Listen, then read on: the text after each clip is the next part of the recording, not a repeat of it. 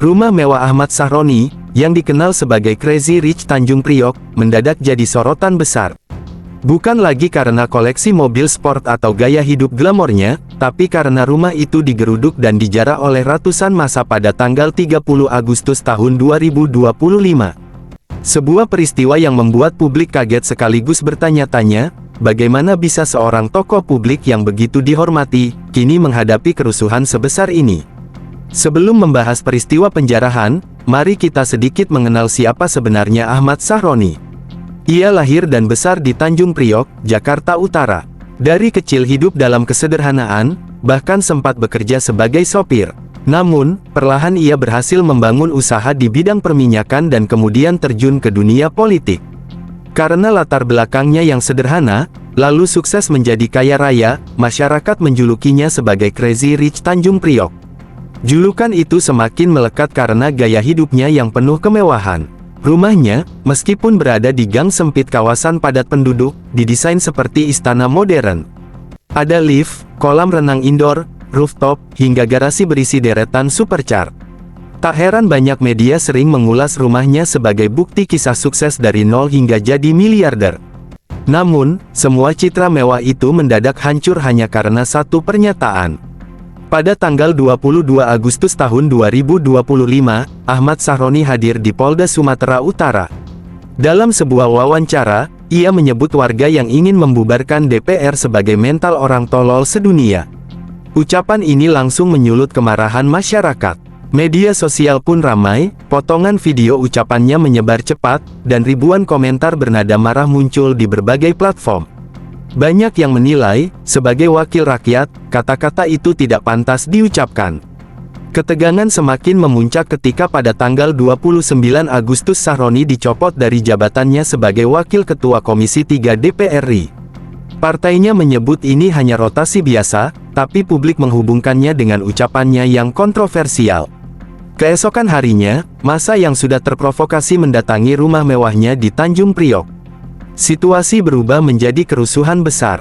Sabtu, tanggal 30 Agustus tahun 2025, ratusan massa memenuhi gang sempit tempat rumah itu berdiri.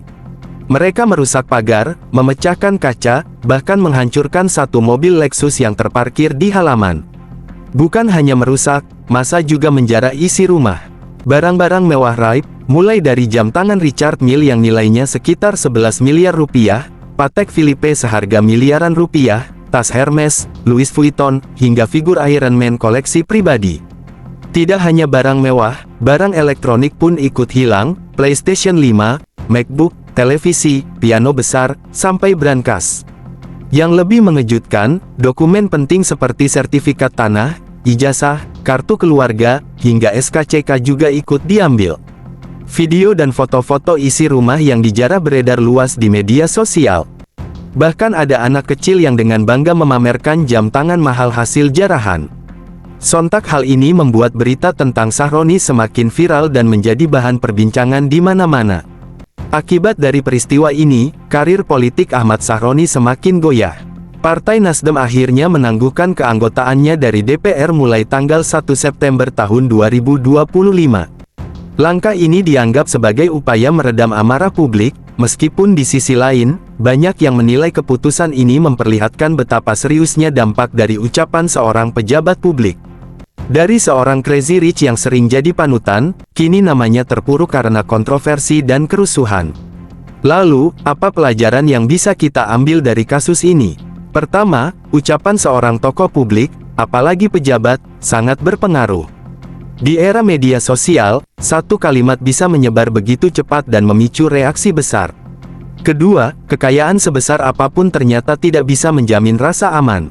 Rumah mewah, supercar, jam tangan miliaran, semuanya bisa lenyap dalam sekejap ketika masyarakat sudah kehilangan simpati. Ketiga, peristiwa ini mengingatkan kita bahwa kekuasaan dan harta hanyalah sementara. Yang paling penting adalah bagaimana menjaga hati dan kepercayaan masyarakat. Akhirnya, kisah rumah Ahmad Sahroni yang dijarah massa ini jadi peringatan keras bagi semua pihak, khususnya pejabat publik. Bahwa di era keterbukaan informasi, setiap tindakan dan ucapan akan selalu diawasi. Dan sekali kehilangan simpati rakyat, konsekuensinya bisa sangat berat.